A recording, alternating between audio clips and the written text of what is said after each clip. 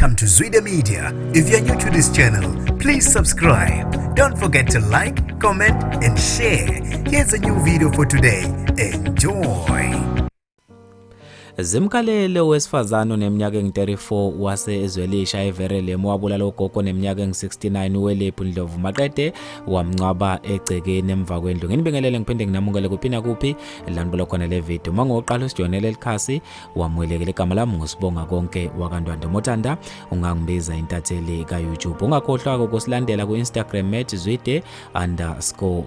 Kube ukuthi osukwini la izolo amaphoyisa athola ucingo oluphuthumayo kubantu abebethukuthele begane unwabe endaweni yaseZwelisha befuna ukuqeda ngowesifazane abamsola ukuthi wabulala uGogo oneminyaka engu-69. Kuthi amaphoyisa aphuthume ngokukhulu ukushesha athi mayifika endaweni yesigameko afica amalungu omphakathi ethukuthele ugane unwabe esho ukumbulala ngezandla lo owesifazane owabulala uGogo maqede wamncwaba emva kwendlu ethuneni elingashoni. Lo wesifazane obesethathwa ke behamba naye epolice station yaseverele ukuqhubeka nokumphenya. Babe sebemba ke endaweni yesigameko la bekusolala khona ukuthi wambulala uGogo behlangene nowesilisa abamshaya ngesando maqede bamncwaba ethuneni elingashoni khona emva kwendlu. Bebe sebesithola ke isidumbu sakhe uGogo ogama lakhe okunguwelephu Ndlovu. Bafethu ke lezi indaba ezibhlungu ngendlela emangalisayo eshiya abantu bengawuvali umlomo ngesihluku esikhulu kangaka. Bafethu ke mina sengiphuma kanje le ndaba asiqede khona lapha kwi-comment section.